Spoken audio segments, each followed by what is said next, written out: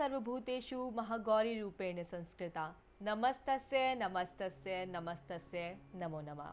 नमस्कार, मैं कनिष्का आप सभी का स्वागत करती हूँ हमारी आज की खास पेशकश में आए नवरात्रे माता के। आज का दिन है नवरात्र का 8वां दिन, महागौरी का दिन।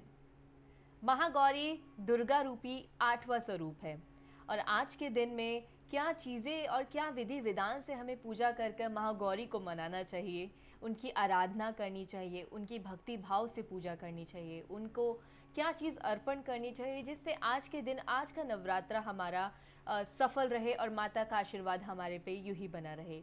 इसी की चर्चा के लिए आज हमारे बीच में हमारे साथ है बालाजी साधक बजरंग बाबा जी। नमस्कार। जय माता दी, जय माता दी। आज हम इनसे जानेंगे कि किस तरीके से महागौरी को, माँ महागौरी को कैसे मनाया जा सकता है और आज के दिन सभी राशि के जातकों को किस तरीके से क्या क्या उपाय करने हैं जिससे उनका आज का दिन और आने वाली ज़िंदगी में धन धान्य की बढ़ोतरी हो, संपन्नता बने और ज़िंदगी बहुत अच्छे से चले। पंडित जी, आपसे जानना चाहेंगे। जय माता दी भक्तों। माँ भगवती आदि शक्ति जगत जननी जगदम्बा आप सभी का कल्याण करे। हरिद्वार कंखल के पासा, महागौरी तेरा वहाँ निवासा, महागौरी तेरा वहाँ निवासा। एक मिनट रुक। नवरात्र का 8वां दिन यानी कि अष्टमी, बहुत लोग घर में कन्या पूजन करते हैं। बहुत लोग अपने 7 दिन के उपवास को आज के दिन माँ महागौरी की पूजा करके आज के दिन कन्याओं को भोजन करवाते हैं और अपना व्रत तोड़ते हैं एक तरह से। तो आज हम पंडित जी से जानना चाहेंगे कि किस तरीके से आज के दिन यानी कि अष्टमी की पूजा किस तरीके से की जाए।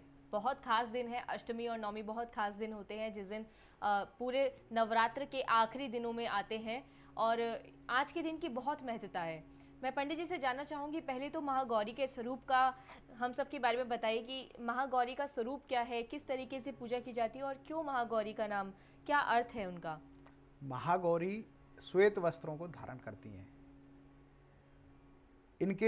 इनका नाम श्वेतंबरा भी कहा गया है। माता महागौरी सोने के आभूषण और हीरे के कंगन धारण करती हैं और मोतियों की मणि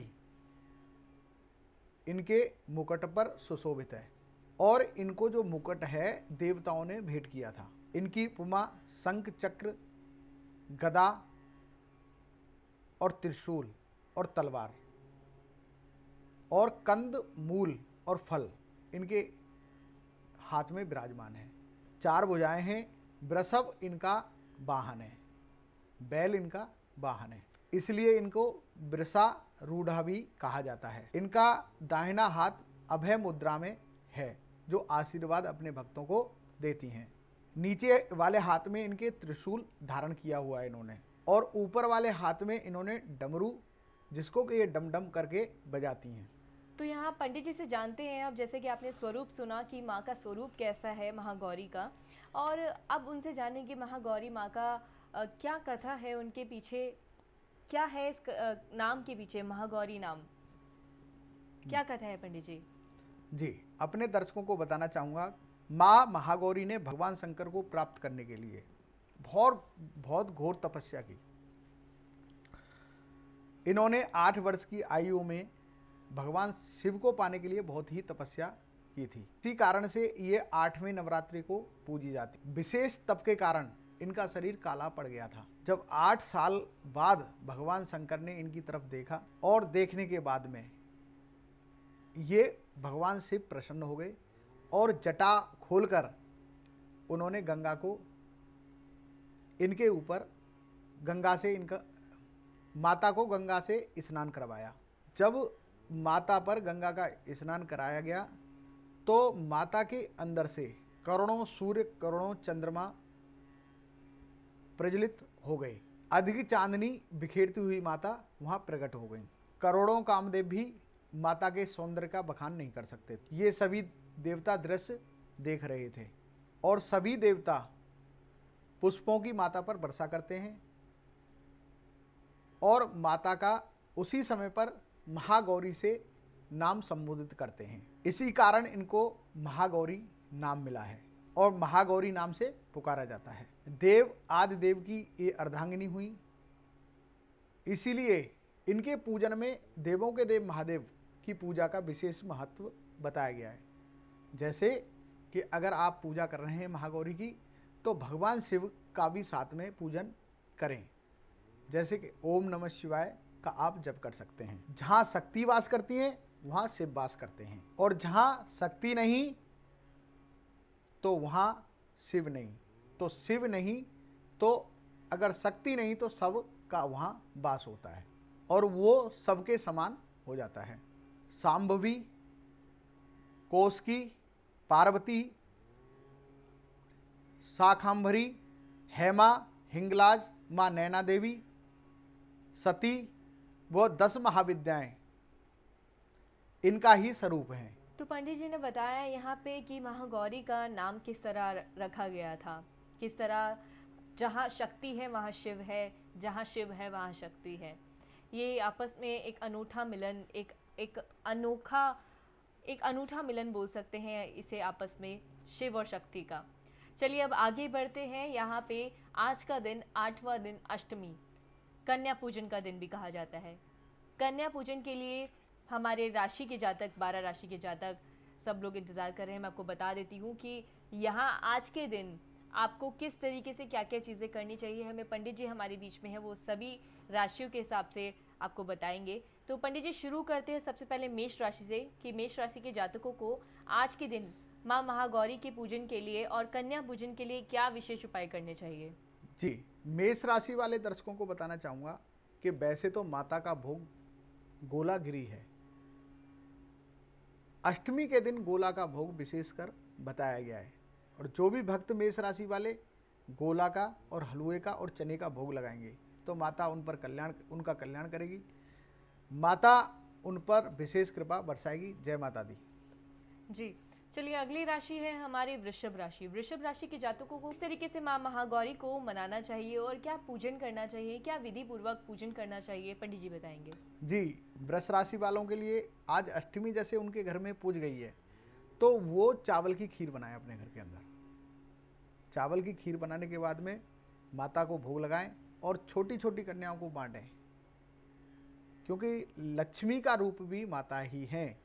और अगर आपने चावल की खीर बनाकर भोग लगाया तो आपके घर के अंदर लक्ष्मी माता की कभी भी कृपा, लक्ष्मी माता की आपके घर में कृपा बनी रहेगी। जय माता दी। जी, चलिए तीसरी राशि की तरफ बढ़ते हैं। तीसरी राशि है हमारी मिथुन राशि। मिथुन राशि के जातकों को किस तरीके से माँ महागौरी को मनाना चाहिए और आज के कन्या पूजन के दिन क्या विशेष उपाय करना चाहिए। जी, मिथुन राशि वालों के लिए आज अगर उनके घर में अष्टमी पूज ली है तो उनको हरी मूंग की दाल का हलवा बनाना चाहिए। हरी मूंग की दाल का हलवा बनाकर कन्याओं में वो बांटें और खुद भी ग्रहण करें, उनको विशेष लाभ होगा। जय माता दी। जी, चलिए अगली राशि है हमारी कर्क राशि। जानते हैं कर्क राशि के जातकों को क्या चीज़ें नहीं करनी चाहिए, क्या चीज़ें करनी चाहिए और कौन से विशेष उपाय करने चाहिए आज के खास दिन यानी कि अष्टमी और कन्या पूजन के दिन के लिए। जी, कर्क राशि वाले बहुत ही प्रसन्नचित्त रहने वाले हैं, और सबसे विशेष बात, कर्क राशि वाले कभी भी किसी बात को धैर्य के साथ रहते हैं और कभी भी अपने मन पर और अपने दिमाग पर किसी चीज़ का वजन नहीं चढ़ने देते। परंतु विशेष उनके लिए क्या करना चाहिए, उनको मखाने की खीर बनानी चाहिए अष्टमी के दिन, और खीर बनाने के बाद माता को भोग लगाएं और स्वयं प्रसाद ग्रहण करें। माता कल्याण करेगी। जय माता दी।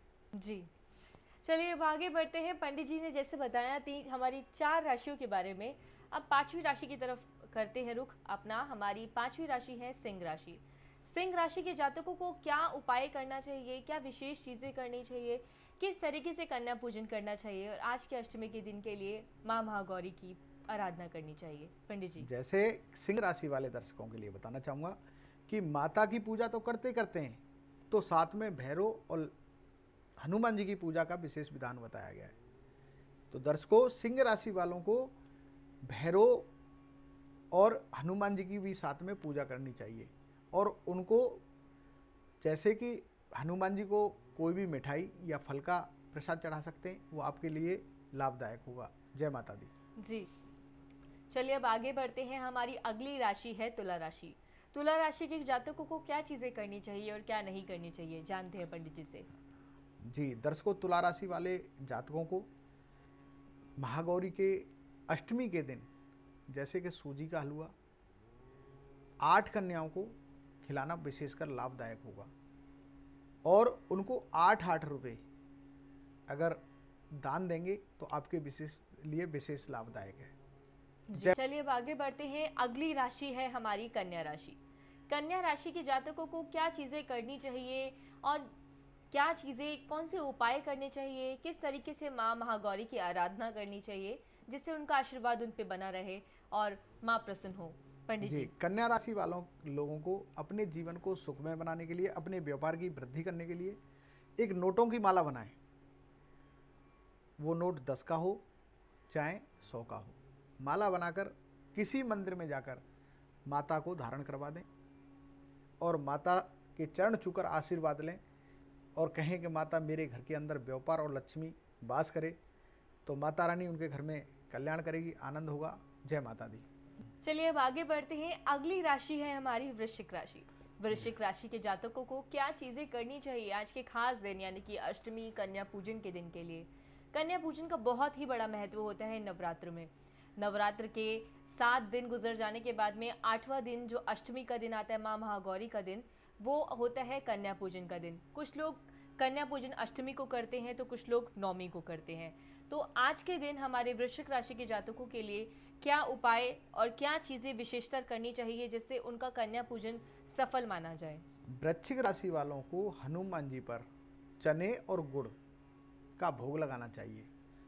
जैसे कि आपने माता की पूजा की, प्रसाद ग्रहण करवाया कन्याओं को, उसके बाद शाम को ही हनुमान जी को चने और गुड़ का भोग लगाएं और हनुमान जी से आशीर्वाद लें। आपके जीवन में मंगल होगा। जय माता दी। जी चलिए अब आगे बढ़ते हैं। अगली राशि है हमारी धनु राशि। धनु राशि के जातकों को क्या चीज़ें करनी चाहिए, कैसे माँ की आराधना करनी चाहिए, कैसे पूजा करनी चाहिए जिससे उनके सर पे माँ का आशीर्वाद यूं ही बना रहे।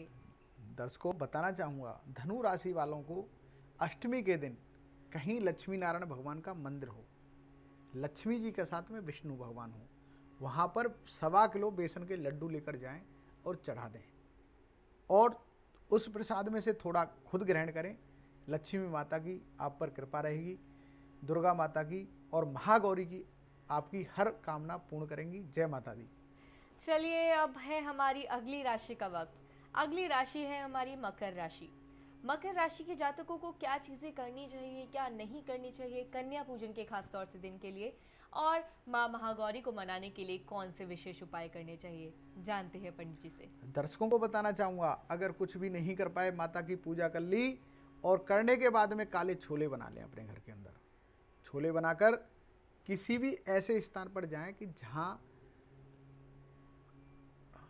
मंदिर के बाहर कुछ असाध्य लोग बैठे हों, उनको बांट के आ जाएं 11 या 21 लोगों को, और कुछ पैसे उनको जरूर अपने हाथ से दे के आएँ। बहुत लाभ होने वाला है। जय माता दी। चलिए अगली राशि हमारी है 11वीं राशि कुंभ राशि। कुंभ राशि के जातकों को किस तरीके से कन्या पूजन करना चाहिए, क्या विधि विधान से माँ की सेवा करनी चाहिए, किस तरीके से पूजा पाठ करके आज के कन्या पूजन को सफल बनाना चाहिए पंडित जी। किसी भी मंदिर में जाएं, एक माता के लिए बहुत भव्य सी साड़ी लेके जाएं और एक नारियल और एक पुष्पमाला माता को अर्पण करवा के आएं। उसमें से थोड़ा सा प्रसाद खुद घर लेके आ जाएं। जय माता दी। चलिए आखिरी राशि का वक्त हो चला है। हमारी आखिरी राशि है मीन राशि। मीन राशि के जातक बहुत देर से इंतजार कर रहे होंगे उनकी राशि का वक्त कब आएगा। अभी जान लेते हैं पंडित जी से कि मीन राशि के जातकों को किस तरीके से माँ महागौरी की पूजा करनी चाहिए, कन्या पूजन करना चाहिए, कैसा विशेष विधान है, किस तरीके से पूजा करनी चाहिए और क्या आराधना करनी चाहिए माँ के आगे।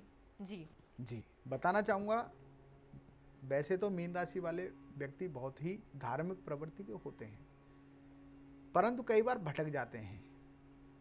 भटके नहीं, जो आपने निश्चय कर रखा है उसको जरूर करें। और दूसरा बताना चाहूँगा, माता रानी की पूजा में जहाँ भी कहीं भी त्रुटि हो रही हो, उस त्रुटि से बचें और अपने घर के अंदर जैसे अष्टमी के दिन हवन जरूर करवाएं किसी ब्राह्मण के द्वारा, आपको विशेष लाभ होने वाला है। जय माता दी। जी, चलिए पंडित जी से जैसे बताया, पंडित जी ने हमारी 12 राशियों के बारे में सभी जातकों ने समझा कि किस तरीके से क्या उपाय करने से आज के दिन को और अच्छा बनाया जा सकता है। नवरात्र का 8वां दिन अष्टमी यानी कि कन्या पूजन का दिन, माँ महागौरी का दिन। आज के दिन कैसे क्या चीज़ करनी चाहिए, क्या विधान से पूजा करनी चाहिए, क्या चीज़ें अर्पण करनी चाहिए, पंडित जी ने आपको बताया। और हम आशा करते हैं अगर आप ये विधि विधान से पूजा करते हैं, अच्छे भाव से पूजा करते हैं और माँ के लिए मन लगाकर आराधना करते हैं तो आपकी सारी मनोकामना पूर्ण होगी। इसी के साथ में हम पंडित जी से विदा लेते हैं। पंडित जी धन्यवाद आपका। जय माता दी, जय माता दी। आज की हमारी खास पेशकश में बस इतना ही। हमें दीजिए इजाजत। जय माता दी।